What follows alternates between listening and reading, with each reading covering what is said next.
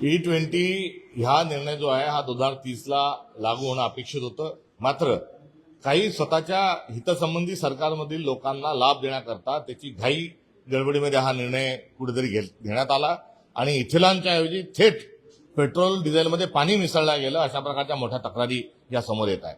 मुळात टेक्निकली बाब न पडताळता जो आखाती देशांमध्ये असणारी जी इंधनाची एकंदरीत टंचाईची परिस्थिती आहे त्याचा फायदा घेण्याकरता गडकरी, टोलकरी, मोदी, देवेंद्र फडणवीस या सगळ्यांनी एक स्कॅन्डल केलं आणि त्या स्कॅन्डलचा पर्दाफाश हा झाला पाहिजे. गडकरी यांनी राजीनामा कुठल्याही परिस्थितीत दिला पाहिजे. त्यांच्यामुळे अनेक वाहनं जी आहेत ती खराब झालेली आहे, कारण इथेनॉलची वकिली करणारा व्यक्ती दुसरा तिसरा कोणी नसून नितीन गडकरी होते आपल्या सगळ्यांच्या समोर आहे. याच्यातले दलाल कोण आहे हे आज बोलणं थोडं घाईचं होईल, मात्र लवकरच याचे दलाल कोण आहे त्याचा देखील पडदा आम्ही फाश केल्याशिवाय राहणार नाही. आणि एवढ्या वाहनधारकांना नाहक त्रास झाला, नवे तर पेट्रोलच्या किमतीत पाणी विकलं, ही एवढी मोठी फसवणूक झाल्याबद्दल नरेंद्र मोदींनी देशवासियांची माफी मागितली पाहिजे. महायुतीचं सरकार आहे, महायुतीतल्या एका मंत्र्याने, महिला मंत्र्यांनी त्यांना वाटतं की राजकारणातून निवृत्त व्हावं वाटतंय, असं का होतं? सत्ताधाऱ्यांमध्ये मेरी आवाज सुनो, एकच माणूस सर्व गोष्टी करतोय, मोठ्या प्रमाणावर सेंट्रलायझेशन चालू आहे, स्त्री दाक्षिण्याचा भाग हा त्या ठिकाणी फार मोठ्या संकटात आलाय. त्यामुळे यातून वैफल्य किंवा भारतीय जनता पक्षाचं जे खरं रूप आहे ते बघितल्यामुळे अशा प्रकारचा फ्रस्ट्रेशन त्यांच्यात आलं असावं. देवेंद्र फडणवीस दिल्लीत जाणार असं म्हटलं जातं.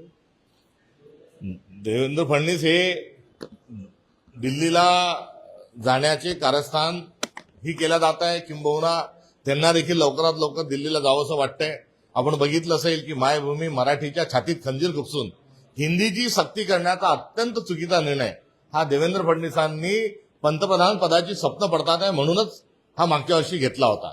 आणि यात बरीच भर आता आपल्या महाराष्ट्रामध्ये जे ट्रिपल इंजिन सरकारमधली जी टोळी युद्ध आहे ते आता शिकेवर पोहोचलेलं आहे. त्यामुळे त्यांची इथून विकेट काढण्याकरता भारतीय जनता पक्षामध्ये अंतर्गत कुठे ना कुठे धुसफूस ही मोठ्या प्रमाणात सुरू आहे. महाराष्ट्राचे खरे मुख्यमंत्री अमित शहा आहेत. कोणाला कोणतं खातं द्यायचं, कोणता पक्ष फोडायचा, कोणाला काय करायचं याचे सर्व निर्णय अमित शहा घेतात. देवेंद्र फडणवीस हे तर शॅडो मुख्यमंत्री कुठेतरी आहेत. आणि या सगळ्यातून आता शिक्षण मंत्री कोण हा भारतीय जनता पक्षाने शोध सुरू केलेला आहे. त्यामुळे त्यांना असा शिक्षण मंत्री पाहिजे की ज्या शिक्षण मंत्र्याचा वैज्ञानिक दृष्टिकोनावर विश्वास नाही, ज्याचा विवेकावर विश्वास नाही, ज्याच्यावर अंधश्रद्धेचा ज्याच्यावर फार मोठा प्रभाव आहे. आणि एवढंच नव्हे तर भारतातल्या सर्वांनाच, बहुजनांना आणि सर्वांनाच मानसिक गुलामगिरीमध्ये नेण्याचा अजेंडा जो राष्ट्रीय स्वयंसेवक संघाचा आहे तो पुढे घेऊन जाणारा माणूस कोण, तर ते देवेंद्र फडणवीस आहे. थेट रेशीमबागचा पहिलवान हा शिक्षण मंत्री बनवणे म्हणजे काय, तर भारतीय दंडसंहितेतले कलम जे आहेत ते काढणे, भारतीय संविधानातले कलम काढणे, मनुस्मृतीतले श्लोक त्याच्यामध्ये टाकणे आणि जो चतुर्वर्णावर आधारित व्यवस्था ही देशामध्ये आणणे, अशा प्रकारे एक नेरेटिव्ह तयार करण्याकरता केसानी गळा कापल्याचं कौशल्य हे देवेंद्रजींजवळ आहे. त्यामुळे प्राधान्याने त्यांचाच विचार या खात्याकरता होऊ शकतो असं म्हटल्यास चुकीचं होणार नाही.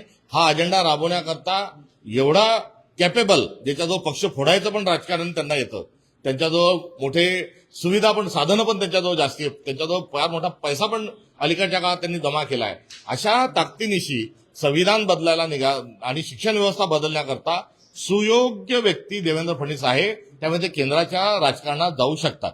सरकार साहेब, काँग्रेसमध्ये दोन घटना घडलेल्या आहेत. एक तर नानांचा पाय दुधानाचा व्हिडिओ व्हायरल झालाय, दुसरीकडे मुंबई प्रदेश काँग्रेस कमिटीचे अध्यक्ष खासदार वर्षाताई गायकवाड यांच्या पीएलएला पैसे गैरव्यवहार प्रकरणी अटक पण करण्यात आलेली आहे. त्या सगळ्या ज्या आहेत त्या राजकीय आरोप त्याचे असू शकतात. या सगळ्यांची चौकशी ही झाली पाहिजे. आणि SIR जो प्रकल्प आहे त्यामध्ये जो कंबोज नावाचा एक त्या ठिकाणी देवेंद्र फडणवीसांचा जो हस्तक बसलाय ते तोच आता सर्व जो आहे तो SRA जो प्रोजेक्ट आहे तेच चालवतात. त्यामुळे जो भ्रष्टाचार झालाय तो त्यांच्या ठाई झालेला आहे.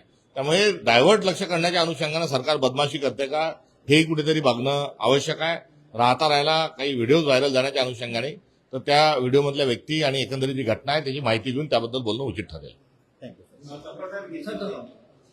सिद्धिविनायक मंदिर में जिस तरह से आरोप कर रहे हैं, प्रशासन आज शाम को प्रेस कॉन्फ्रेंस करने वाला, उनका कहना है कि तत्कालीन जब उद्धव जी की सरकार थी तब ये भ्रष्टाचार हुआ है, तब ज्यादा चंदा नहीं आता था, हमारे कार्यक्रमों से ज्यादा चंदा आ रहा है.